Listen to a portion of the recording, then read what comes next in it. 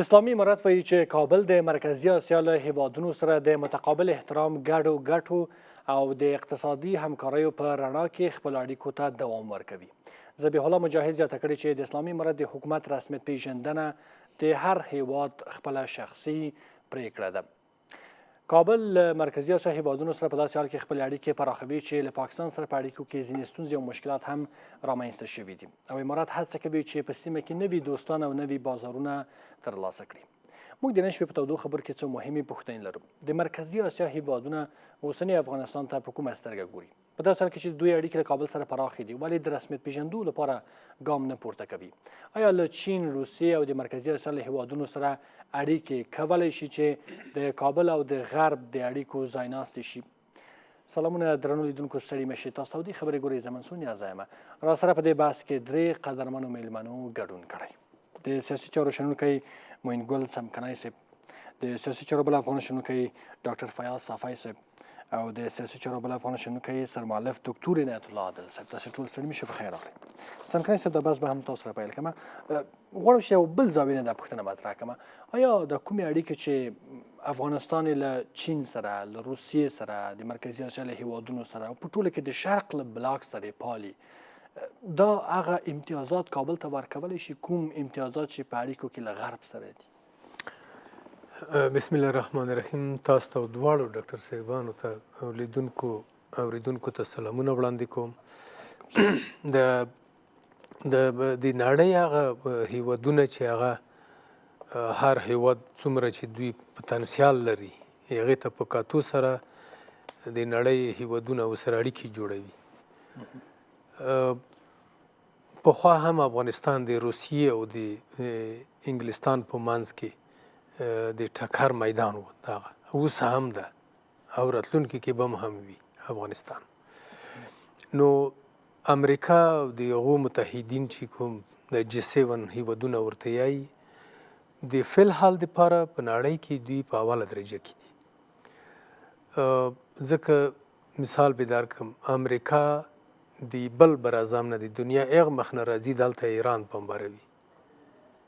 نو دا په دې معنی لري چې دوی کې قوت ورکېدی. که دوی کې قوت نه وی ورکې، دوی به دا کار نه و کړی. واضح خبره. اوس نو چې شرقي بلاک مخ په جوړېدو دی، امریکا ورله مخه داسې جال جوړ کړی و چې د نړیوال بانک نه باید ډالر فلتر شي او که ته ناروا وته هغه ته دوی تورې پیسې وایي، نه چل پیسې. کله چې دلته غرب افغانستان اشغال کړو، په دغه وخت کې چین، روسیې، هند، ایران یو تعداد نورو هیوادونو ښه مناسبه ګټه ترې وکړه. دوی دلته مصروف. نو په دغه وخت کې چین ډېر په چټکۍ پرمختګ وکړو، روسانو حاصل کیاس، هند حاصل کیاس. نو اوس دوی په دې وتوانېدل چې یو سیاسي تشکل رامنځته کړي، د شانهای تړون. هغه ته ورځې تر بلې خلک وربولي او ورکې عضویت اخلي. نو د دې ترڅنګ د بریکس یوه ټولنه رامنځته کړه چې په هغه کې 15 غړي هیوادونه دي چې 3 په اسیا کې دي او 2 د امنیت په شورا کې د ویتو حق لري. همدغسې برازیل او جنوبي افریقا مو سره یو ځای دي. دا ډېر قوي سازمان رامنځته کېږي، په تدریج ډول مخې ته ځي. دوی د خپلو منځ کې د پاللو دپاره چې څو د ډالر اغیز کم کړي، یعنې د امریکا اغیز کم کړي، ورو ورو دوی خپل سیستمونه عیاروي، جوړوي چې تر څو پورې د یغ نه بربریت نه دوی ځانونه خلاص کړي. نو د فلحال دپاره امریکا په دا منطقه کې برلاسي بریښي، ځکه ایران د شانهای ټولنې غړی دی، لیکن چین او روسیه دومره داسې کومک نشي ورسره کولی لکه امریکا او غربیانې چې د اسرائیل سره کوي. د سیمې هیوادونه دا ټول دوی تر ناخستې دي په اختیار کې تر عربو پورې. نو اوس دپاره دوی برلاسي دي. او د افغانستان ځای ځایګی په دې کشالو کې، په دې سیاسي اړیکو کې چیرته ده؟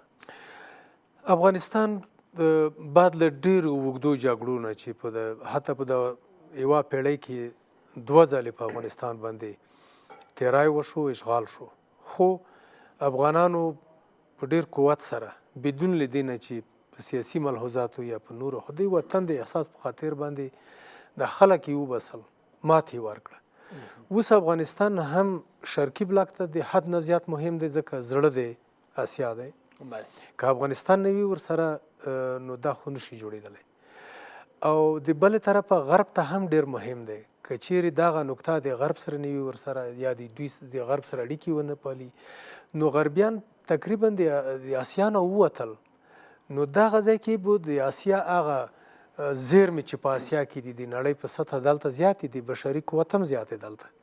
نو دا به بیا د غربیانو په ګټه کې نه وي، د شرقیانو په ګټه کې وي. نو دا یو وخت نسی چې تر څو پورې چین و روسیه او هند په دغه ځای کې یو نږدېوالی زیات سره پیدا کړي، ځکه لږ لږې دښمنۍ او ستونزې سره شته. نو ورو ورو به دا څي یو داسې حالت چې هغه به ښه حالت وي. او په دې وروستیو کې دا لومړی ځل و چې د شانهای د ټولنې غړو هیات په ملګرو ملتونو موسسه کې د دوی سره وکتل. بالاخره د افغانستان د نورو په مسایلو بحث وکړو چې دا لومړی ډیپلوماتیکه کتنه وه، بیا به وروسته دوی نورو ته هم قدم واخلي. بخیر او سلامت اوسئ. ډاکټر صاحب کله چې د برلین دیوال ونړېده، د جرمني یو بل فرصت پیدا کړ چې ښه پرمختګ وکړي. اروپا ته هم دا فرصت وغځېده. پاکستان په د 450 کاله تاریخ کې یو ښه فرصت پیدا کړ د پرمختګ لپاره، هغه د اټومي وسلو څښتنان هم شول. په منځني ختیځ کې دغه هیوادونه وګورئ چې د تیلو زیرمې لري، کومو ځایو ته ونه رسېدل. مګر د افغانستان دغه تېر 30 کلن 40 کلن تاریخ ته چې ګورو، بیا تر دا اوسه پورې داسې یو لوی فرصت په ګوتو ورنغی چې یو موده ښه ارامه پاتې سي او وکړی شي یو لوی مزل د پرمختګ ووهي. که دلته جګړه وه، بیا پکې یو څه پیسې او کاروبار به و. که جګړه بیا ختمه شوه، دغه رقم بندیزونه، دغه رقم په انزوا کې قرار پاتې کېدل.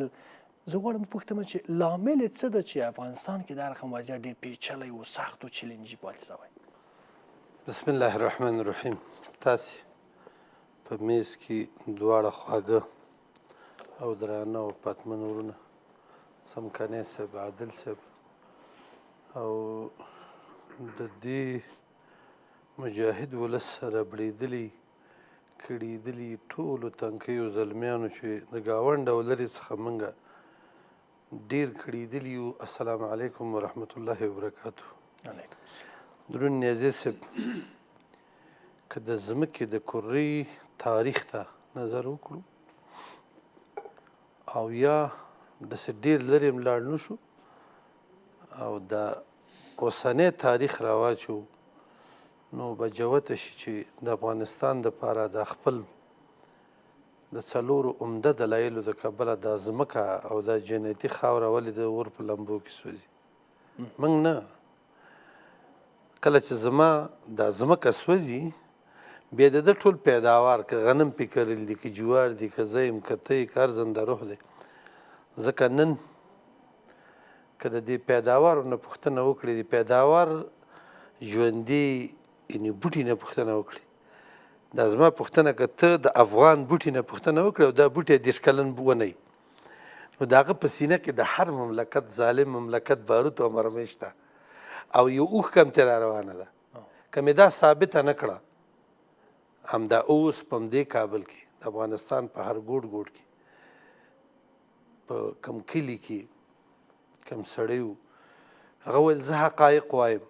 دا جنګ ولې دی او دا لیونی، یو غریب لیونی را یې سر کړی، وایي دا لیونی ولې وهل کېږي؟ لیوني ورته هم دونه ویل، سترګې مې ډېرې ښایسته دي، سترګې مې ښایسته دي. بیا ویل قواره دنګه ونه لرم، ځواني لرم، واکداري لرم، او ملک صاحب ستا پلار زما مزدور و. وایي ویې وهئ، همدا د وهلو وړ دی چې دا د تاریخ خبرې کوي، چې دا 15 کلن تاریخ وي، چې دا میړانه وي، چې دا غیرت وي، چې دا اسلامیت وي. دا ویې وهئ. څه موده پس ته بېرته چې فکر پرې وکړو، چې ډېری پرې درد وکړو، وایي لیونیه دلته راشه، تصمیم مې نیولی دی چې هر چا ته وهلی هغه زه وهم. بس ما او تا یو یو سره. سړی خوشحاله شو. ورته ویل داسې به ونه کړې. وایي نه، قسم مې کړی. وایي چې که ملک صاحب رښتیا راته وایي، دا بېګانۍ چې مې په تندي دا غټ پرار دی، دا ستا مشر زوی ایستلی یم، خو ویلی درته نشم. د افغانستان د خاورې دپاره الله دا خپل موقعیت او د دې خلکو غرور، د دې خلکو هسکې ونې، د دې خلکو دا غیرتي او باهمته ژوند او نړۍ ته د سر نه ټیټېدل، دغه 22 فقرو کې یو 2 فقرې د غیرت ډېرې قوي دي چې هغه په افغانانو کې دي. دا ثابتې شوي دي اناټومي هم ثابته کړې ده، طب هم ثابته کړې ده چې د دوی دغه دوه فقرې چې د دې ورمېږي کې دي دا غلامۍ ته نه کته کېږي. تر څو چې دا ورمېږ رامات نه کړي دا نړیوال هم نه پرېږدي. نو اوس دغه لوی ما په امیانه لحاظ دا ټول تاریخ ته داسې کړه د هره فقره باید په 2 کالو کې راچپه شي. 32 فقرې 44 کاله مزل غواړي. نو موږ به لا نور هم 50 هم تېر شوي دي، 14 کاله به موږ نور هم په هندي غوبل کې تېروو او 14 کاله بعد یاد ساته که ژوندي وو امام مهدي به نور راځي. موږ چې ګورو 14 کاله 14 کاله بعد به نور دغه انساني بشري ژوند دپاره بل څوک راځي تر څو چې دا ثابته کړي چې افغانان مظلوم دي. افغانان په زوره چا کش کړي دي او د 4 ګټو دپاره یې کش کړي دي. زما موقعیت د نړۍ دپاره یو ښکلی د تړون پل دی چې ټول خلک په ما باندې راتړل شوي دي. زما د ځمکې لاندې سونډي کرښې تېرې شوي دي هغه د نړیوالو زما سره خوښې نه دي. زما په فضا کې طلایي کرښې دي هغه د نړیوالو زما سره خوښې نه دي. او نړیوال د دې حکمرانۍ د مدیریت نه چې موږ د ادم مسیح واقعي یو، موږ د نبي علیه السلام واقعي امتیان یو او رسول الله صلی الله علیه وسلم په آخرین ځل باندې چې کومه جرګه دلته رالیږلې ده افغانانو ته د هغې جرګې نه تللي 4 کسانو صحابو ته رسول الله صلی الله علیه وسلم لاس نیولی دی چې هذا فتحان الاسلام. دغه د کشتۍ اخري خښته یا تخته به په افغانستان کې وي، افغانان به اسلام ساتي، افغانان به دنیا کې دا ټول قربانۍ ورکوي خو د اسلام د ګټو دپاره. دا د رسول الله صلی الله علیه وسلم اخري ویناوې دي.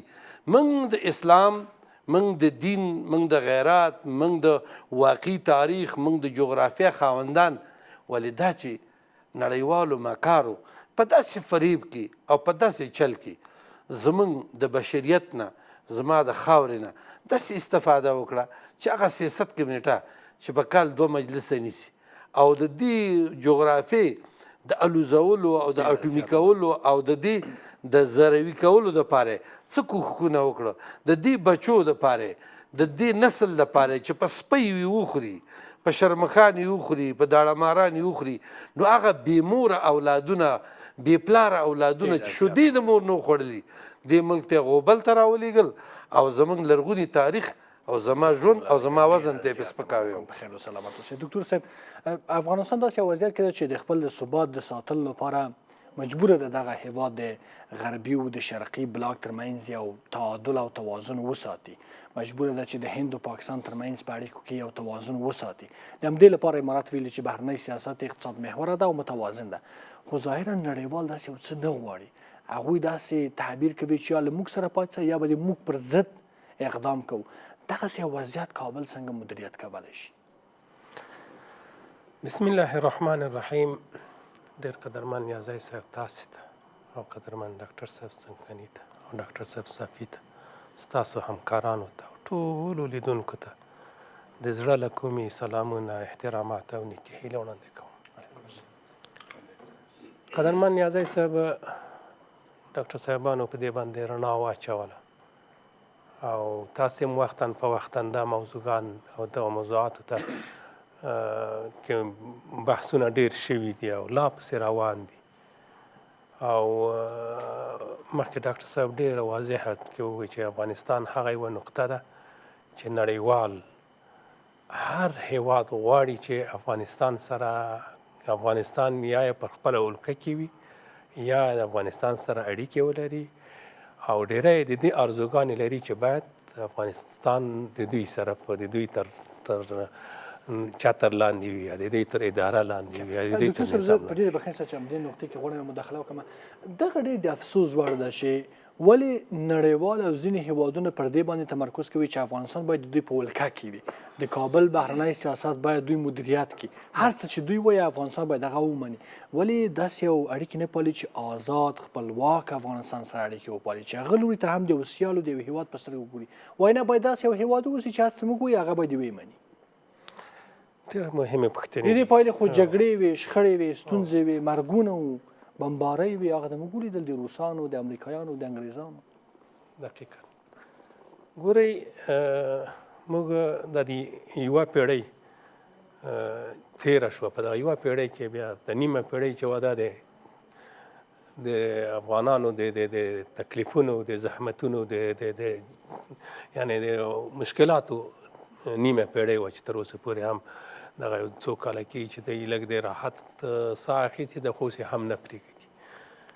ګورئ امریکا پخوا چې کله د روسانو شکست وخوړ او روسان د افغانستان نه ووتل، امریکې بیا د دې یوه جاله جوړه کړه، غوښتلې چې بیا آسیا او په آسیا زړه افغانستان ته باید دوی خپل حضور ومني. دوی په همغه پالمه باندې دا د سپتمبر 11 موضوع راوړاندې کړه او بالاخره دا د القاعده موضوع راوړاندې کړه. او دا په حقیقت کې موضوع چې وه دا د پاکستان یعنی هغه حالات و چې هلته د اتوم مسله وه، هلته ډېر هغه ترهګرې ډلې وې، هر څه چې مشکلات چې وو هر څه ټول په همالته موجود وو. دا هغه وخت و چې 2021 کال او زه د پوهنتون په دویم سیمسټر پنځه په دویم سیمسټر کې نو کله 2000 اول کال وبخي نو کله چې دغه موضوع را یاد شوه، بوش کله د خپل خلکو ته اعلان وکړ چې یا زموږ سره ودر یا زموږ دشمنانو سره. په همدې وخت کې پرویز مشرف ویښته اوبه ترې څڅېدلې او ټلویزیون ته راغی، ما ډېر ښه په یاد دي. او ویل چې هم امریکا کې سات کړی، موږ د امریکایانو سره ولاړ یو. او د موضوع اصلا هغه دې خواته یې راوګرځاوه، بالاخره فضا یې ورکړه او ځمکه یې ورکړه او بالاخره دا شروع شو. دا رقم چې ستاسو په ذهن کې ده د افغانانو هم په یاد کې ده، د افغانستان تاریخ په یاد کې هم ده، افغانان نه هېروي. داسې اوس چې کوم د آسیا منځنۍ آسیا هیوادونه او جنوبي آسیا هیوادونه او د سیمې هیوادونه روسیه او همدارنګه چین اوس چې دی هغه اوس د اقتصادي پلوه یعنی په یو دی چې هغه د سپاک پروژه ده او د ون بیلټ ون روټ پروژه ده او همدارنګه غواړي چې د افغانستان سره هغه ولري، خو په څنګ کې پاکستان او چې په همدغه وضع باندې د افغانستان دغه کوم پرمختګ نشي زغملی یا د نور هېوادونو نشي زغملی، بالاخره ستونزې مشکلات ورته جوړوي. ډېره زیاته مننه کوم. سمکرۍ صاحب، څو هېوادونه غواړم نوم یې واخلم په لنډه توګه راته ووایي چې افغانستان ته کوم دریځ او نظر لري. البته موضوع یې غټه ده خو په لنډه توګه روسیه، چین او ایران دوی چې د شرقي بلاک درې مهم لوبغاړي دي، افغانستان ته په کوم نظر کومه سترګه ګوري؟ یو فرصت د دوی ته، یو خنډ د دوی ته، کنه دوی په جغرافیه او موقعیت کې ده او دوی نه غواړي چې داسې یو هېواد باید د غرب په لمنه کې سقوط وکړي او له غربیانو سره نږدې اړیکې وپالي او یا هم مستقل او خپلواک واوسي.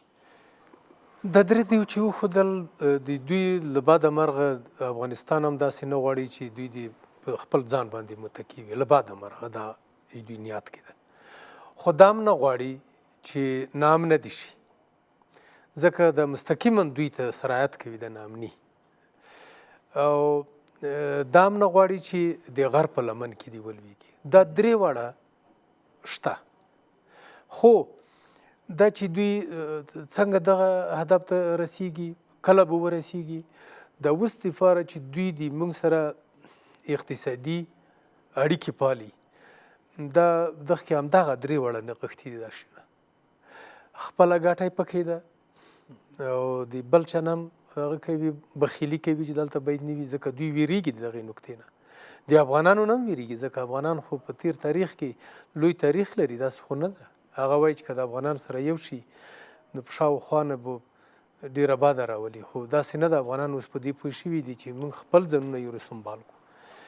نو د دوی ازبکستان د منځنۍ اسیا هېوادونه، روسیه چې هلته روسیه مستقیما د ناټو سره د اوکراین په خاوره کې په جګړه کې ده، هر نوع روابطو سره کاټ دي. دوی غواړي چې جنوبي اسیا سره ځانونه وصل کړي، خو روسیه د ازبکستان او د قزاقستان په ذریعې سره دا د دوی اړتیاوې دي. د موږ اړتیاوې هم دا دي چې موږ څوک په رسمیت نه پېژني، موږ د پاکستان سره اړیکې چندان جوړې نه دي او نور هېوادونه د امریکې د لاسه تهدید دي. نو موږ هم باید د دغه نه ګټه واخلو چې د دوی سره اړیکې جوړې کړو، او موږ خو نشو کولی چې په هم زمان کې د شپږو ګاونډیو سره د موږ بدي وکړو، خو کله حالات ګرم او کله ساړه، دغه به کوو. د ډیپلوماسۍ یو اصل دی. نو په اوس وخت کې موږ چې روان یو او منځنۍ اسیا موږ سره اړیکې لري، روسیه لري، چین لري، ایران لري، هند لري، دا مثبت ارزیابي کوو. ډېره زیاته مننه کوم سمګنی صاحب. ډاکټر صاحب آیا غرب افغانستان هیر کړی؟ هیڅکله نه. ولې؟ د مثبتو او نیکو عینکو د جملې نه بلکې تخاصم او د بدبخت او تور عینکو په سترګو باندې موږ نه ویر کړي.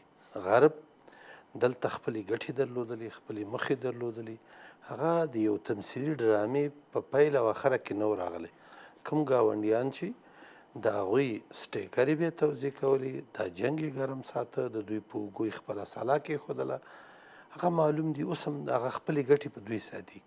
د ټوپک میل لږ لاند شوی دی ولې ډز کوي په مغه قوت باندې، خو د بل چا په اوږه. غرب دلته د یو لوی هدف دپاره راغلی و. غرب دا ستراتیژي د نورو په وړاندې استعمالوله. غرب دلته هغه موخې چې درلودلې په کامل شکل نه دی رسېدلی، نیمه پاتې دي. غرب هیڅکله د خپل پلان نه د اصلي هدف نه په شا نه دی تللی، بلکې میکانیزم او تخنیک او لارې ګودري د به یې لږ تغییر کړي وي. نور غرب د همده په تمه دی چې د افغانستان د جغرافیه حاکمیت، د دې حکمرانان دلته واکداري باید د هغې د سلطې لاندې وي او د هغه په قلم باندې. لکه څنګه چې د یکشنبې په سهار 9 بجې زموږ د وخت ارګ ته اجنډا د غربه راتلله او بیا به تطبیقېدله، همداسې یې غوښتل. لکه څنګه چې د هغوی د ټانګ نه زما یو مور او خور چې لنګون کولو مخکې کېدلی نه شولو تر څو به دوی سیګرټ ګل کړی نه و، نو همداسې دغسې افغانستان غرب بیا غواړي. ولې هغه کلمات چې دوی استعمالي د زمانې موسم پې واخوته. ډیموکراسي نوره ختمه د په خاطر چې هغه مکاره ډیموکراسي چې ته په تیاره کې سپوروي او ما ته دې په پښو ویل کندې دې م راته اچولې وي، زه یې د پښو نه پکې وغورځولم. هغه ناولې ډیموکراسي چې تا زما نرخ 1,00,000 افغانۍ تعین کړه د مړي چې زراعتۍ غوا پې نه کېږي او ځان ته دې 2 میلیونه ډالر تعین کړي دي. دا څنګه تفاوت؟ دا څنګه ډیموکراسي؟ دا څنګه بشریت؟ نو غرب بیا هم هیڅکله د خپل ارمان نه، ځکه غرب ته ماموریت د 2 کالو لپاره ورکړ، د 2 کال لپاره ورکړل شوی دی. 50 یې تېر کړي دي، 2 کال هغه نور غواړي وایي چې دا ماموریت وکړو. خو دې 2 کالو کې به انشاءالله 14 کاله بعد بل مامور الله راولي چې د دوی ماموریت واخلي. موږ وایو چې د افغانستان خپل خلک دي د غربیانو د دغه کړنو 20 کلنو کړنو دپاره یو مکتب جوړ کړي. زمونږ حکومتدارانو باندې زمونږ حق دی، زمونږ د ځوانانو چې د دې دا 20 کلن اور چې زما په دې ملک راوستی و، د جهنم کندې ما ته خپل هیواد ګرځولی و، د دې او د آینده نسلونو ته چې کوم د کیمیاوي مواد پاتې دي، زه د یو مسلکي ډاکټر په صفت وایم چې زمونږ آینده نسلونه کاږه، ړانده او ګډ او شل او د زړه سوري او خولو کوږوالی او شونډې څیروالی، دا ټول اناټومي چې غلطه را روانه ده، دا د غرب د جنګونو بارود دي، بل هېڅ هم نشته. په کار دا دی چې موږ خپل خلک او ځوانان د غرب د آینده شومو اهدافو دپاره مکتبي کړو. کور دې ودانه په خیر اوسې. ډاکټر صاحب تاسو فکر کوئ چې غرب اوسني افغانستان ته په کومه سترګه ګوري؟ ګورئ نیازی صاحب، غرب اوس هم خپل کوم پلان یې چې درلودو لانګ ټرم پلان، هغه ته د هغې د پلي کولو دپاره تصامیم نیسي او نیولي هم دي. دوی کله هم چې د افغانستان دغه اوس د 15 کاله چې د افغانستان پانګه چې کومه ده د افغانانو پانګه هغه هم کنګل کړې ده او د اوس هم دوی داسې پلان نه و چې افغانستان په دغه قسم سره به د حالت ته به ځي. دوی هماغه پانګه یې واخیسته، هغه یې کنګل کړله او نور یې بندیزونه ولګول.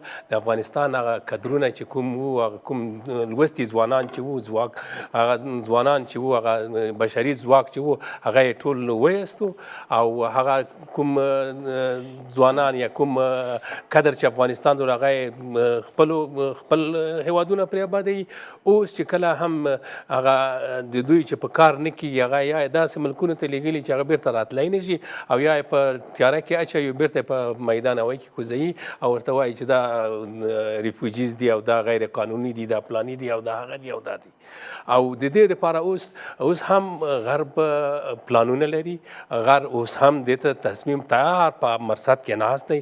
د اوس هم دې دپاره پاکستان ته پروژه ورکړې وه وه د همدې دپاره یې دا عاصم منیر ورغوښتی و همدې دپاره یې د دپاره دا مارشالي ورته ورکړه د همدې دپاره یې د اوس واکمن ګرځولی دی د دې دپاره یې دغه منطقې په دغه ملکونو په دغه باندې دا واکمن ګرځولی دی او د همدې ماموریت یې ورکړی دی دا ماموریت ورکړی د اوس لکه لګیا دی په افغانانو باندې د اوس یعنې ته وګوره دغه تقریبا کال نه زیات وشو چې د لاره په دې د عامو خلکو تر ما بنده بمبارۍ چې کوي بمبارونه کوي عام خلک وژني او د افغانستان یعنې د افغانستان په نړۍ کې خلکو ته غلط انځور وړاندې کوي. ډېره زیاته مننه کوم عادل صاحب محترم. درنو لیدونکو ارزو لاندې دمې ته له دمې وروسته تودې خبرې دوام لري.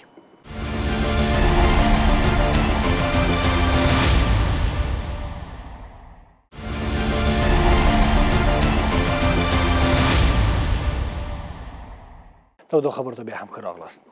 سمکرنی صاحب کله چې په دې پوه شولو چې د افغانستان جغرافیه مهمه ده په دې پوه شولو مخکې ډاکټر صاحب تاسې هم او عادل صاحب هم پرې خبرې وکړلې چې که غربیان یو ښه ورځ د افغانستان لپاره نه غواړي افغانستان په دې منځ کې څه کولی شي څنګه مدیریت کولی شي څنګه کنټرول کولی شي. نو افغانانو خو په د 40 کلونو کې که هغه لوستی دی که نه لوستی دی تقریبا د نړۍ په ټولو وضعیت باندې پوه دی چې دوی څه نیتونه لري او موږ باید څه وکړو. اوس نو زه چې فکر کوم موږ د امریکې او د انګلستان سره دومره ستونزه نه لرو دوی هم نه راسره لري ځکه دوی دلته 20 کاله تیر کړي دي. 20 کالونو وروسته 18 میاشتې مذاکرات شوي دي. دا خو داسې نه ده چې دومره په دې ډول راغلل په دې ډول دوی وځي. خو دا د حکومت په رسمیت نه پیژني د افغانستان پیسې کنګل کړي دي بانکي بندیزونه په خپل ځای دي استخباراتي څار ته دوام ورکوي د افغانستان قلمرو ته په سپکه ګوري دومره کارونه کوي. موږ د دوی سره ژمنې کړي دي چې د تروریزم سره به مبارزه مخته بیایو او دوی چې کومې مرستې کوي موږ د افغانستان سره دوی خو لا تر اوسه پورې مرستې نه دي کټ کړي. دا هغه څه دي چې دا د ورلمخه په دې بحث شوی دی. غربیان د افغانستان نه زړه نه ښه کوي چې وځي خو زه به ته وایم نیازی صاحب د کومې هغه چې موږ لرو په د عمل کې شتمني لرو د دغو شتمنیو حساب هغه هیوادونه کوي چې هغه لوی قوتونه لري. موږ د دغو خپلو شتمنیو د ملکیت پوره خاوندان هم نه یو او نه به یې وو. دا به په هغه صورت کې وي که چیرې یوه معجزه وشي چې ټول افغانان د نړۍ نه راټول شي او په یوه سلا په یوه مشوره باندې په یوه قوت سره ودرېږو بیا شونې ده چې بیا یعنې څنګه خاوندان نه وي. نو اوس فرض مثال د میس عینکو موږ خاوند یو نه دا چا قرارداد کړی دی کرزي په وخت کې چین قرارداد کړی. شهاب الدین دلاور صاحب ته موږ ورغلي وو دا خبره یې راته وکړه چې په 9% قرارداد شوی دی. حتی داسې ورسره لیکلي وو په قرارداد کې چې چینایان به مزدوران هم راولي مسلکي خلک به هم راولي دلته. نو آیا 9% دی موږ دی دا کان در حال کې چې په ټوله نړۍ کې نه 40 یو نقطه پکې اضافه کوم زموږ په خاوره کې دا صلاحیت افغانان لري دا چې کوچات په قرارداد سپاري که دا یو اندازه مثلا فیصدي ګټه د ګټې زیاته ورکوي هغه بیله مسله ده خو دا د دې معنا نه لري چې هغوی راسي په خپل سر هر څه پکې وکړي او بیا موږ هېڅ ورته ونه شو ویلی. افغانان به دومره د خپل د خاورې واک او صلاحیت په لاس کې لري چې کنټرول یې په خپل لاس کې واخلي. همدا اوس هم کله چې اسلامي امارت راغلی دی په وار وارې د چین مقامات راغوښتي دي چې استخراج دې شروع کړه. په اولو کې به ویل چې په جمهوریت کې چې دلته ناامني ده اوس چې اسلامي امارت راغلی هغه ورته چې کار شروع کړه هغه ورته چې د دغې کان په خوله کې یو تاریخي اثار راوتلي دي. آیا دا کان دومره وړوکی دی کوچنی دی چې یوازې د دغې لارې دې ور کندنې شروع کړي چارچاپیره نشي کولی. خو ګوره دا هغه څه دي چې دا اوس هم اسلامي امارت په بار وورته ویلي دي. بدري صاحب ته به چې نه وي ورته ویلي دا دلاور صاحب نه وي ورته ویلي چې تاسو دا کان شروع کوئ خو نه شروع کوي. دا چې نه شروع کوي پس نو هغه وایي چې قرارداد مه دی که یو اړخیزې اوس رافسخه کوي نو موږ بیا زیات زیان ګالو. همدغسې موږ په لویو قانونو باندې دوی محاسبې کوي دې باندې. دغه عربان به زه ته وښیم سعودي عربستان په خپلو زیرمو صلاحیت لري د ټولې پیسې د غربیانو په جوبو کې نه دي، د ایران پیسې د امریکې په بانکو کې نه دي. دا اوس هم ورته وایي چې زه هغه مصارف چې شوي دي تاوانونه رسېدلي دي د کښتیو ته او د نورو ته، هغه به د ایران د ذخایرو نه به هغه ورکوي مصرفونه. موږ او تاسې پیسې نه دي کنګل کړي. د دوبۍ پیسې چیرته دي؟ دا خو هغه څه دي چې ټوله نړۍ ځان سره نیولې ده. امریکا یا روس نیولې ده، یا چین نیولې ده، حد اقل یا فرانسې نیولې، یا انګلستان یا جرمني، دغو خلکو نیولې دي. اوس مسله دا ده چې موږ په ابتدایي مرحله کې یو، په د کوم ډول چې موږ روان یو دا ښه ده، خو حکومت نه مهیله دا ده چې لږ د حکومتوالۍ ته هم فکر وکړي، ځکه چې خلک خفه دي. په اداري لحاظ په حکومت کې ډېره ګډوډي ده، ورځ په ورځ خلک خفه کېږي د دغه حالت نه. او ګورئ چې موږ غلیمان څومره کوشش کوي چې ډلې ټپلې را جوړې کړي. افسوس په دې دی چې هغه بیا راځي، بیا په دې نامه بدون د کومې برنامې نه، بدون د کوم هغه نه امتحان یې مخکې ورکړی، یو ناکام شوي دي، اوس بیا غواړي چې اپلای وکړي دغې پوسټ ته. ډېره زیاته مننه کوم سمکرانی صاحب محترم. ډاکټر صاحب آیا موږ په یو ښه مسیر باندې په حرکت کې یو؟ که داسې عمومي د افغانستان تصویر ته وګورو، افغانستان ښه پوینټونه هم ترلاسه کړي دي، مثلا بهرنیان نسته، امنیت تامین سوی ده، مثلا مواد مخدر ډېر کم سوی، فساد سره ډېره مبارزه شوې ده. بیا ځینې نورې ستونزې هم شته چې مثلا افغانستان کم یو هېواد په رسمیت پېژندلی ده، لا هم د اقتصادي مشکلات پکې شته، نړۍ سره په اړیکو کې مشکلات شته. که داسې یو ټول غوره چانټ ته وګورو، یو عمومي نظر ورته واچوو، یو ښه مسیر غوره کړی افغانستان، که نه ځینو ځایو کې ځینو تغییراتو ته یا د مسیر بدلولو ته اړتیا شته؟ ګورئ، نړۍ اوس یو ورغوی شوي، یو کور شوي، یو لاس شوي. موږ که څومره مثبت اوسیږو نو بیا هم نشو کولی چې د ټولې نړۍ جواب دی موږ شو. او دا په ده معنا ده چې زموږ نیکي، موږ باید د وساطت پول، موږ و شریکه ژبه، ملي افکار باید په هر راسته کې د نړۍ سره ولرو. دا چې د نړۍ ظالمان زموږ دغه د احترام، چوپتیا او مظلومیت نه سوء استفاده کوي او نړیوال صداقت ته نه راځي، دا د هغوی ملامتیا ده. خپله د افغانستان فعلي خلک په هر لحاظ په نړۍ کې اوچتترین وقار لري او د حقانیت په ژبه ولاړ دي. ځکه دا 20 کاله موږ ولیدل مستقیما نړیوالو په دې تندي تندي موږ ویشتلو. د دې هیواد د بارود ټول د بل ځای نه راوړل شوي، موږ په دغه حالت اوښتي وو. نو چېرته دی بشریت، چېرته دی هغه ملګري ملتونه، چېرته دی نړیوال صداقت چې اوس ریشي او افغانان په دې وخت کې چې د دوی په توپونو موږ لګېدلي وو او دا زموږ ګړوب ګړوب هیواد، دردمن هیواد راته بیرته څه وکړي، د نړۍ سره سیالۍ سره برابر کړي او پر مخ هم بوځي. خو نړیوال خو دا نه کړي، نړیوال فقط فرمایش ورکوي، جنۍ کېنوه، جنۍ وباسه او داخلي کارونو کې ګوتې وهه. او څه ظالمان دي، یعنی یو 3 مثالونه بیا زه ورکړم. نړیوال دونه ظالم دي، وهمي، خو چې زه فریاد کوم ماته یوه چوکۍ راکړله په ملګرو ملتونو کې چې ته په خپله خوله فریاد وکړه چې زه نسخه درکړم، بیا مې هغه جړا زیاته هم نه پرېږدي. هلته بیا زما یو بل ګاونډي بیا یې توره ناولې څېره زما تمثیل او زما د څېرې وایندوی کوي، بیا څه کوي، نسخه راولیږي. دا داسې اصلاح کړه، مشترک حکومت جوړ کړه، دا ماته نسخه رالیږي. خو پیسې د نسخو د اخیستلو دوی رانه غلا کړي دي، نړیوالې پیسې ده رانه وړي دي. دی بل دویم ظلم چې وهمي، بیا مې فریاد ته چوکۍ ته نه پرېږدي چې حقایق ونه وایي، بیا چې نسخه راته د دروغو راکړي، بیا پیسې ده رانه غلا کړي دي. بیا څه کوي؟ په دې ټولو کې اخري چې ملامتیا کوي، 3 ټاګان د دنیا راټول کړي، ما ته خاورې په ساحل راشیندي او وایي چې دوی په غلطه دي. ګورئ اوس موږ انسانان یو، د ژوند کولو حق لرو، د خبرو کولو حق لرو. راځئ، دا مو خاوره ده، دا مو ملت دی چې په څه را سره جوړیږي.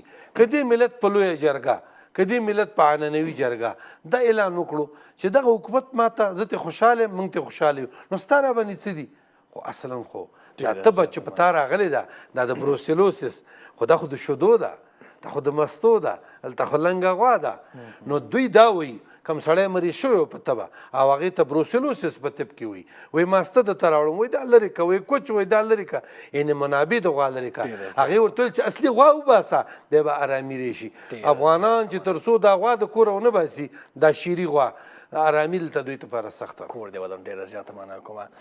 عادل صاحب پرون د بهرنیو چارو وزارت یو مسؤل ترو نیوز ته ویلي چې ښه کوم استازی چې په ملګرو ملتونو کې د حتی د تیر حکومت استازیتوب یې هم نه کول او د تیر حکومت استازی هم نه دی حداقل دا څوکۍ ورکوي امارات ته دا دومره اندېښنې او پوښتنې او ګډوډګۍ چې دوی هلته په جلسو کې مطرح کوي او بیا حداقل یو څوکۍ هم نه ورکوي څنګه چې مخکې ډاکټر صاحب ویلي افغان لوري ته چې هغه خو پاتې خپل ځواب ووایي دغه خپل یو جفا نه ده کابل هم وایي چې نړیوال یو څه نازواني کوي له موږ سره حداقل فضا او سټیج دې ورکړي چې کابل خپل ځواب ووایي د هر څه لپاره ګورئ دا خو ټولو درک کړې ده او ټول په دې باندې پوهېږي چې هغه زما دښمن دی او هغوی نه غواړي چې زه د پرمختګ وکړم هغه شاعر وایي چې اتفاق په پښتانه کې پیدا نه شو ګنې ما به د مغول ګریوان پاره کړ موږ چې خپله سره تیت پاره کړو او یو بل سره نشو زغملی او یو بل ته باندې یو صلح رحم او رحم نشو کولی د هغې نه ډېره ګیله نشته ده اول باید موږ خپل ځان جوړ کړو د خپل په خپله چې چېرته سړی چې د خپل کور خپلې چارې په خپله سنبال نه کړي د همسایه نه او د ګاونډي نه چې بیا ګیله کوي هغه یو قسم سړی څنګه کېږي یعنې سم نه ښکاري اول باید سړی د خپل کور خپلې چارې په خپله سنبال کړي په خپله تنظیم کړي په خپله نظم پکې راولي عدالت پکې برقرار کړي که څوک مظلوم وي د هغه دفاع وکوي که څوک ظالم وي هغې ته جزا ورکړي او بالاخره یو عدالت پکې رامنځته کړي دا د یوه خبره بله دا ده چې د اوس چې نړۍ خو صرف دا غواړي چې صرف څنګه همدغسې اختلافونه یو او بل قسم اختلافات یې رامنځته کوي روسیه هم د خپلو پخوانیو چې د غرامت ونه غواړي او کله یو فشار راوړاندې کړي کله بل فشار وړاندې کړي امریکا هم د 20 کلن اشغال تاوان او همدارنګه څومره افغانستان ته چې تاوانونه رسولي او بیا غواړي چې افغانستان ته بیا راشي او حتی د هغې کله نه کله دا دعوه کوي چې دلته زموږ جنګي او نظامي او وسایل پاتې شوي د هغې د راتلو دپاره کله یوه بنا کوي او نور هیوادونه ګاونډي هیوادونه یا په سیمې هیوادونه دا ټول په دې هکله باندې د دې ټولو سره دغسې یوه مشترکه او متفاهمه ژبه پکار ده یعنې یوه ښه پالیسي پکار ده او د ټولو نه مخکې اول د خپل کور نظم تنظیم پکار دی زموږ د ټولنې زموږ د خلکو مخکې ډاکټر صاحب یوه بښنه غواړم یوه مهمې خبرې ته اشاره وکړه چې ملت خپل ځان په نظام کې نه ګوري باید ملت په غېږ کې راونیول شي د ملت غږ واورول شي ملت باندې شفقت وشي او د ملت د اوسنۍ نوی جنریشن نوی نسل چې دی هغه د ګمراهۍ په حالت کې قرار لري یعنې د هغوی ته توجه د هغوی د راتلونکي دپاره هېڅ نوی پلان نشته د مریض دپاره پلان نشته د خلکو د راتلونکي دپاره یو څه مستقبل ټول په حریانتا کې دي څنګه به کېږي څه به واقع کېږي مهرباني تاسو ته یو مهمه پوښتنه زما دا وه چې ښه که نړۍ ښه نیت نه لري افغانستان پر وړاندې او دوی په ګډه همداسې غواړي چې افغانستان یو ښه ورځونه ویني او بیا یو څه ګډوډي او جنجال رامنځته کړي نو بیا که افغانستان څومره هڅه وکړي نشي کولی چې هغوی موافقت ترلاسه کړي که موږ اتفاق او اتحاد ولرو مخکې ما ته موږ خپله سره منسجم شو چې د نړۍ ټوله سره یو ځای چې موږ به سره روانه وي لکه د اوس د 15 کاله موږ ډېر په ښه توګه سره ملت راته ولاړ دی یعنې تا ګوره ولیدې چې پاکستان مسې یوه تیری وکړ ملت څنګه سره یو ځای شو موافق او مخالف ټول سره ودرېدل یعنې د دې ټولو ته باید کتنه وشي او د دې ارزیابي وشي او دې ته باید مثبت ځواب وویل شي په خیر و سلامت اوسئ سمکنۍ صاحب دا بحث مو راټول کړو و یو ښه بهرنی سیاست له یو ښه کورني سیاست څخه سرچینه اخلي دا په سیاسي مباحثو کې دا موضوع ډېره زیاته تاویږي څنګه افغانان په ګډه کولی شي چې خپل قوت خپل ځواکمنتیا او توانایي زیاته کړي نو افغانان خو تیر تاریخ هم لري داسې نه چې نوې د ځانه یو څه اختراع کوي موږ په افغانستان کې په تیر کې هم اړو دوړ به وو هغه وخت کې خو دومره د هیوادونه هم پرمختللي نه وو خو یا به قومي ستونزې وي یا به سمتي ستونزې به وي خو بیا به یو فرمولې رامنځته کړو میرویس خان نیکه چې هغه یوه جرګه وه په هغه جرګه کې ټول هغه چا به چې غوښتنه لرل هغه یې ټول راټول کړل بالاخره یوې نتیجې ته ورسېدل همدغسې لوی احمدشاه بابا هم جرګه ګرچې د ده د وخت کې ضعیم نه و راغله او 7 ورځې دوام وکړو بالاخره صابر شاه چې په تاریخ کې لیکلي دي هغه واګې د ده په سر کې ور وټومبل په ځوانۍ کې و انتر امپراتورۍ پورې ورسېدو د افغانستان ټوله سیاسي جغرافیه یې تثبیت کړه نو که اوس موږ دا وخت کې بیا هم د ځنه خلک دي وایي چې هر څه ښه دي هر څه کله ښه دي هر څه خو نه دي ښه دا مخالفتونه ولې دي اوس په بدخشان کې به وښیو موږ ښه پوهېږو چې هغه څوک دي په تیر کې څوک وو او اوس به څه وکړي دومره څه نشي کولی چې موږ وایو چې دا حکومت په 4 ساعتو کې د منځه یوسي او نه برنامه لري داسې نه بدیل دی دغه حکومت هېڅ شي نه لري که څه په هغه سیاسي په نظامي په اقتصادي لحاظ خو څه نه لري خو متل دی وایي چې که خاص دی خو د تا خو بس دی که نه که تربور خاص دی نو د پیشو دپاره به د زمري ته بیا نسي چې ورسره جنګېږي دا داسې نه دی دغه دا خو یو څو کسان دي د یو چا په ذریعې سره راغلل هغه په موږ غواړي چې سیاسي فشارونه وارد کړي چې تر څو وښیي چې افغانستان نارامه دی او دلته پانګونې څوک ونه کړي نو خبره دا ده چې په دغه ځای کې موږ علاوه د دې نه هر هغه څوک چې نورمال فکر کوي ښه فکر کوي دغه هېواد په باره کې هغوی د اوسني حکومت سره په سیاسي لحاظ کومه ستونزه نه بولي دا مشرتابه دی وي د همدغه حکومت سره خو د مشرتابه نه لاندې هر هغه څه چې په مسلک پورې اړه لري هغه باید موږ ترسره کړو بل د ګاونډیو سره موږ بیا واضح و پالیسي جوړه کړو هغه پالیسي به کله جوړه په دغسې جرګو کې به کورنۍ پالیسي جوړوو چې بیا د هغه به د زېږنده د بهرنۍ پالیسي وي په هغه صورت کې به بیا موږ افغانان نړیوالو ته طرحه ورکوو چې دا زموږ د افغانانو هغه ده غوښتنه ده هغوی مجبور و مکلف دي چې بیا یې موږ سره ومني دوی دې بیا موږ ته چوکي را نه کړي او کرای نه کې خو نه به یې راکوي چین څومره وخت د همدغسې غیر په رسمیت پېژندنې پاتې شوی و لیکن څومره هغه پکې راغلو بالاخره نړۍ مجبوره شوه چې دا یې وپېژني اوس موږ نړیوال را باندې پوهېږي چې هغلته دا د هېواد ستونزې دي پرېږده چوکۍ ما ورکوئ چوکۍ زموږ او په ناست یو سړی دی هغه موږ هغه کولی شي د وکالت کولی شي هغلته اوس مسله دا دی چې موږ د کور دننه چې سره جوړ نه شو وکالت نشي کولی دې موضوع ته اوس که جزئیات ورکړو نو خو دا خو د موږ د وزارت خارجې نه خو رسمي هلته نماینده نه دی تایید شوی نماینده خو نه دی دا خو د تیر جمهوریت نه راپاتې دی هغه اوس داسې معلومیږي لکه په یوه کلي کې چې ملا وي او مقتدیان یې نه وي نو دا کله کولی شي چې موږ استازیتوب وکړي فرضاً یو څو ښځې به هلته به بهر کې به چېرته به جایزې به ورکوي به ورکوي هغه زموږ د ښځو استازیتوب کولی شي ما د ښځې استازیتوب کولی شي قطعا یې نشي کولی پس دا هغه څه دي چې د بهر نه دوی سیستماتیک جوړیږي بیا موږ ته بیا راصادریږي خو خدای دغسې وخت را نه ولي خدای دې موږ په خپل منځ کې سره جوړ کړي چې تر څو د خپل هیواد سمسور آباد کړو ډېره زیاته مننه کوم ډاکټر صاحب تجربه وښودله په افغانستان کې چې وارداتي حکومتونه یا وارداتي ایدیولوژي هېڅکله په افغانستان کې نه کامیابېږي باید د دغه هېواد له منځ نه هر څه راپورته شي خپله د خلکو له منځ نه داسې یو ګډ تفاهم ته چې ټول افغانان ورسېږي د هغه لپاره لارې چارې څه دي چې ټول افغانان پکې خوشحاله اوسي ارامه اوسي البته ډېر څه ترلاسه شوي دي ځینې وړې ستونزې که پاتې دي هغه څنګه حل کولی شو زه ستا دا سوال ډېر اړین بولم د دې هېواد چې کوم تخمه دلته کرل کېږي د پردي تخمونه دلته کار ونه کړه دویمه خبره دا ده که د افغانستان د یو بدن دی او نیمګړی شوی دی سوری شوی دی په توپونو ایستل شوی دی که د دې د پیوند دپاره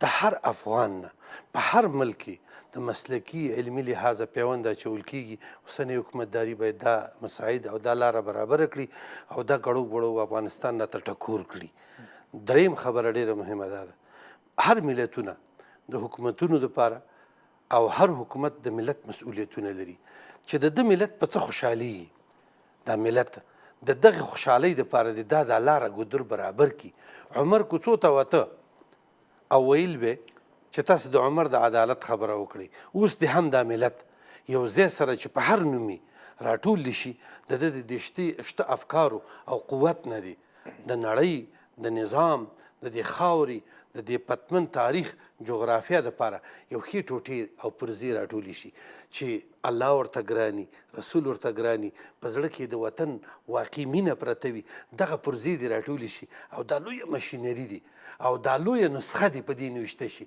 او دا نسخه دې اول په افغانستان کې تطبیق شي او بیا د نړیوالو ته یو سور خط واچول شي چې زما د نسخې 3 کرښې شولې، زما په شاعر الله یا په اسلامي ابعادو مې ګوتې نه وای، زما په ملي ګټو به ګوتې نه وای، زما په داخل او فضا کې به په ما نه راخیږي، نور د سره تفاهم ته ولاړم، دغه مې بچي شولو، دا مې مسلکي خط شو، نو دا دیوالونه به زمونږ نور هم راقوي شي، د خپل بچي به احساس وکړي او نور قوي دي لا دې غني شي.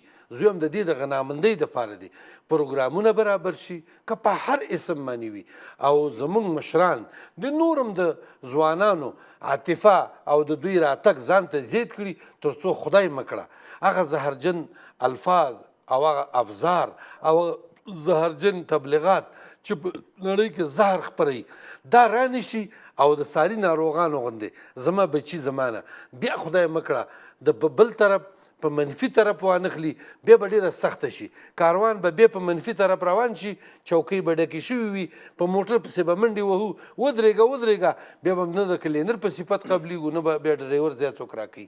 په کار دا دي شي دا اوسنی حالت چې راغلی دی ټول افغانان باید د الله شکر ادا کړي، فرصت راغلی دی، خبره اورېدل کېږي، که د چا هره ستونزه وي موږ نه وایو چې حکومت په تمام معنا باندې صحابه کرامو حکومت دی، خو راځئ چې د یو حقیقي ژبې د یو واقعي سمون دپاره داسې پیشنهاد وکړو چې بیرته دوباره د ډکېدو ځای ولرو تر څو د خپل افغانستان د بدن د جوړښت دپاره د یو سلامتیا دپاره دا وطن په موږ حق لري، راځئ چې ګامونه خیر و سلامت اوسئ. عادل صاحب یو ډېر ښه پوینټ چې افغانستان لري چې موږ تاسې ټول په سترګو ګورو هغه دا ده چې او دا د شکر ځای ده چې په افغانستان کې جګړه نشته او شاوخوا بعضې هېوادونه په جنجالو کې د پاکستان ته وګورو، ایران هم اخواته له امریکا سره، روسیه هغه خواته، خو په افغانستان کې جګړه نشته. داسې یو لوی چانس نه موږ څنګه استفاده وکړو ځکه د لسیزو په جریان کې که افغانانو څومره کوشش کول زموږ یوه لویه بشري قوه چې ځوانانو هم د دې جګړې ماشین خوړل. دقیقا ډېر مهمې پوینټ یا مهمې نقطې ته دې اشاره وکړه قدرمن نیازی صاحب. ګورئ دغه النعمت لا تدوم، دا نعمت دایم نه وي، دا به د الله رب العزت یو نعمت وګڼو، یو رحمت به یې وګڼو چې موږ باندې الله یو پیرزوینه کړې ده پس د نیمې پیړۍ جنګونو، تکلیفونو، زحمتونو نه رب العزت داسې یوه زمینه راته مساعده کړې ده، دا د الله یو لوی فضل او کرم دی. راځئ دغه نعمت ته د شکر په سترګه باندې وګورو او د دغه نعمت قدر وپېژنو. یو دویمه دا چې زموږ اساسي مسؤلیت دی چې سردار کونین صلی الله علیه وسلم فرمایي چې کلکم راع وکلکم مسئول عن رعیته، هر یو د تاسو یو مسؤل دی، د کورنۍ نه نیولې تر عمومي مسؤلیت، هر سړی خپل مسؤلیت خپل ځای کې مسؤلیت لري. اوسنی حالت کې که موږ تاسو وګورو دا اوس چې زموږ فعلي حالت د ښوونځي نه یې ونیسه، د کودکستان نه یې ونیسه، بیا یې تر ښوونځي پورې، د ښوونځي نه یې ونیسه تر پوهنتونه پورې، د پوهنتونه یې ونیسه تر مدرسې پورې، د مدرسې نه یې ونیسه تر مسجده پورې، د مسجد نه یې ونیسه تر عامو خلکو د دې پورې. آیا دغه فعلي حالت زموږ تاسې د قناعت وړ دی او که نه؟ اطفال هم په کومه روحیه سره نن سبا چې بیا لویېږي، آیا دوی ته همغه عقیده او اخلاق او آداب او دا یوه کورنۍ ور زده کولی شي؟ نشي ور زده کولی ځکه چې مور یې بېسواده ده، مور یې ناخوانه ده. چې مور یې بېسواده شي هغه څنګه بچی ټولنې ته وړاندې کړي؟ دا د یوه د هغې نه را په دې خوا زموږ په ټوله کې اولویتونه باید په نظر کې ونیسو. دغه اوس او پلان چې کوم اولویت کوم یعنې مهم دي زموږ دپاره د هېواد ساتنه او د ملک ساتنه، د دې پرمختګ، دا یو ډېر ښه فرصت دی او تر اوسه پورې هم ځینې فرصتونه لاسه ورکړي دي. فرض کړه د نن بیا د دې ظالم دشمن د یار په کمین کې درته ناست دی، بیا غرب وغوښتل چې افغانستان اشغال کړي، موږ په مقابل کې د هغې په مقابل کې څه لرو؟ څه شته کومې اسلحې چې دي؟ آیا موږ یو کارتوس یا یوه مرمۍ جوړولی شو؟ د دې امکانات را سره شته؟ آیا د دې په هکله باندې موږ آیات لرو؟ واعدوا لهم ما استطعتم من قوه، الله رب العزت فرمایي دا موږ انسانانو ته فرمایلی دي، دا جنیات خو دلته واکمني ده ظاهره نشته ده، خو د دې مسلمانانو د دې واعدوا لهم ما استطعتم من قوه. په موږ باندې نن سبا چې دی د علم حسان چې دی فرض عین دی. د دغه په حق باندې چې اوس موږ په دې کې بیان چورت وګو چې والا دا به څنګه وي، دا مباح دی او که فرض دی. دا دې اولویت باید ما لا يتم الواجب الا به فهو واجب. دا د موږ د ټولنې دپاره دا منوط بالمصلحه دی، باید موږ دا علم په پوهه ټکنالوژي ساينس او علم باندې آباد کو پرمختګ ورته ورکړو. ډېره زیاته مننه کوم عادل صاحب محترم، ډاکټر صاحب محترم او سمکرای صاحب محترم، ډېره زیاته مننه کوم. درنو لیدونکو ستاسو له ملتیا څخه مې هوا نړۍ مننه کوم. تر بیا تودو خبرو تاسو په لوی او پاک رب سپارم. د خدای په امان.